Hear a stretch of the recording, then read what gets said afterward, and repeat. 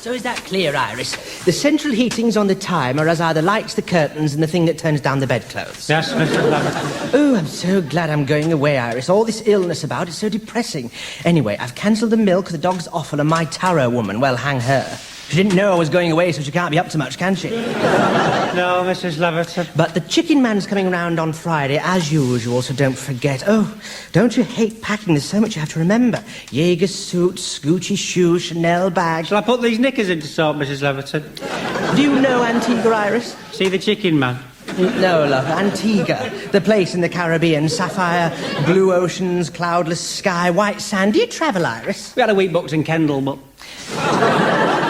I don't know how some people get by without a break. Do you, Iris? With my schedule, I'm all passion spent by the time Ricky Lake comes on.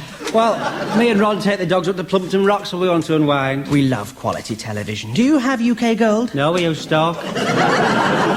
Well, taste's a very personal thing, isn't it? I mean, look at you and Ron. I wouldn't have paid all that money to stone-clad my house if I lived in a gloomy little terrace like yours. Looks like a white filling in a mouthful of rotten teeth. Oh, and be careful with that nightie, dear. It costs more than UOK's catalogue. Yes, Mrs. Leverton. Oh, listen to me, Iris. I'm absolutely loaded with cold. I know, I thought someone let a pig in the hallway. Still, I must soldier on. I've got a plane to catch. Soon all this misery will be but a faded memory. You'll be stuck in the thick of it, of course. I've heard the bug started on your estate. All those kiddies racing round in their vest and pants. I've seen them use the gutters as a urinal. Well, if you gotta go, you gotta go. Armies of young mums with eczema and pushchairs. And the men, goalkeepers' hands, mucky tracksuits, and that many tattoos, their arms look like lumps of Stilton. Ooh. I'd be scared to pop my head around the door. Well, we don't go out that much. Ron prefers an early night. Them's nice panties, Mrs. Leverton. Thank you. Eddie got me them in Paris. Of course, I won't get an expensive brief. No, you should treat yourself from time to time. It's just I get through that many pairs. Ron pulling at them with his big fingers. Really? Well, if you could do Eddie's collars... I've given up wearing anything in bed. There's no point with Ron's libido the way it is. He's like a lad of 19 sometimes. Fancy. And if you could button the shirts after you've done them... 5, 6 times a night in the morning. Yes, well, when Eddie and I were first married... Oh, it's always been like that for us. Like a couple of young kids in love. It just gets better and better. He has me doing things that would make a whore blush.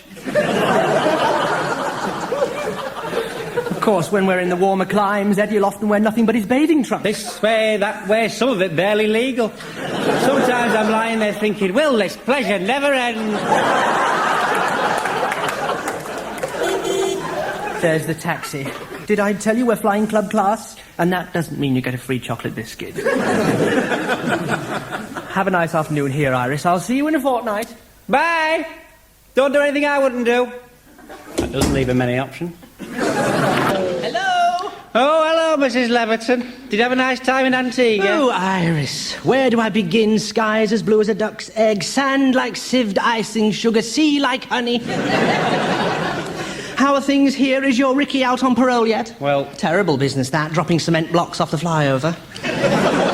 We never proved. Eddie and I can't wait to attend our Matthew's graduation. He's done ever so well, a first. I'm so proud. Have you ever considered college for your 10? No. If I'd not had that stillbirth, we'd have had enough for a football team, so...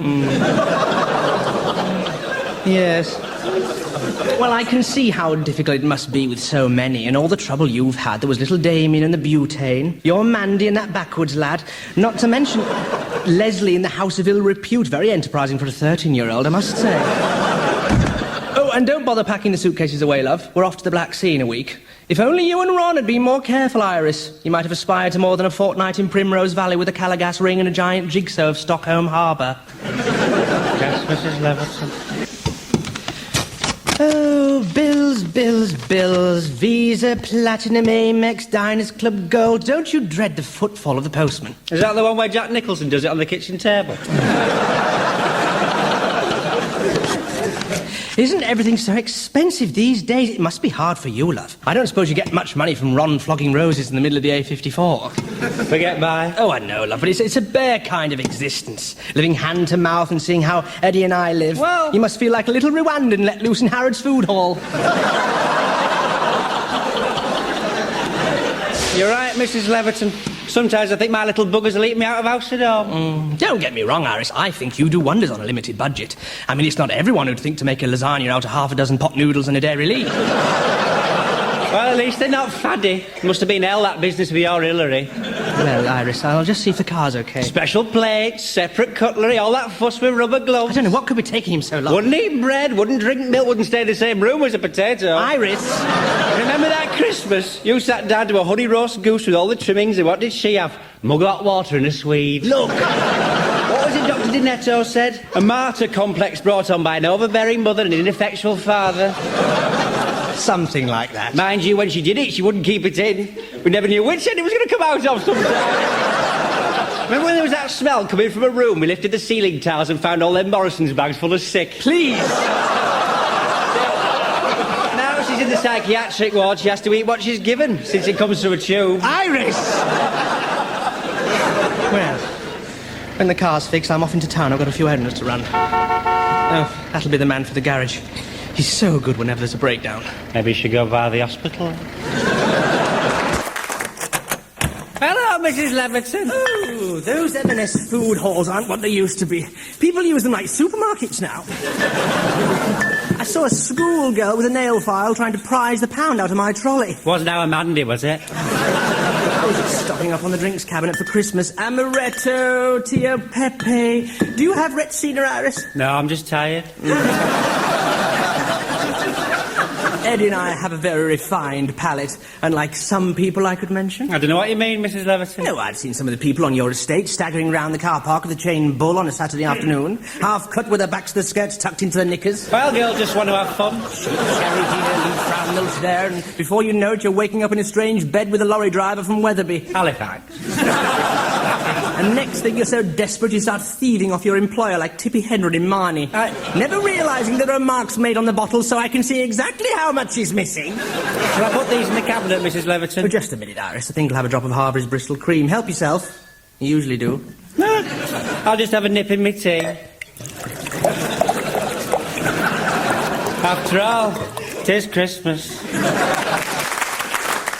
Have another sherry, Iris. Oh, thanks, Mrs. Leverton. Don't mind if I do. Oh. Now, look at these. I do love my little soaps. Hotel Continental, Inn at the Mystic, the Dan in Haifa. Do you ever pick up souvenirs of your travels? Well, I once nicked some ladybags from Primrose Valley, but... Just by keeping them in this little basket, it reminds me of all the winter breaks me and Eddie have managed over the years. There's nothing better than Boxing Day and a beach, is there, Iris? I wouldn't know. Of course, it's Christmas. It's mainly for the kids, isn't it? I don't suppose there'll be too many of your brood around on the day. Mrs. Leverton. Mind you, prison must be a blessed relief for your kiddies. At least they don't have to spend their Yuletide listening to your run half-cut on my booze. He's not a cultured man, you must admit, Iris. He looks like a shaved monkey in a Burton suit. Whenever I see him, I think he should be on the telly advertising tea. At least my husband's still alive. Take that back. Yeah. My husband's alive, unlike some people's I could mention. Iris! Mr. Eddie Leverton, king of the carpet warehouses, bought at one de-sanctified church too many, didn't he? Iris, don't! Bankrupt, health ruined, dead of an heart attack at 42. You're not playing fair! Pretending he's still down the warehouse when he's been stiff nearly 15 years. Foreign holidays? You checking in the spent stackies for a fortnight. Your bikini's not seen the light of day since the winter of discontent. Stop it! Lauding of all and sundry, thinking you're summit when you're not. A deluded, dried-up old witch with hot flushes and nothing but a buzzing Phillips lady shave to keep her company on a cold night. I pity you, lady. Where does that leave us? 1-1, I think. Yes. Best of 3. Cheers. Is it free booze, Mrs. Leverton? Yes, open your bag, Iris. I'll have this bottle tomorrow with my Christmas lunch. I was wondering, actually, whether you wanted to come to ours for Christmas dinner tomorrow. Ron's digging all the fresh veg up, and the kids are doing a naughty nativity. Oh. I'm not sure, Iris. I'll have to speak to Eddie, of course, but... yes, it sounds lovely. Thank you.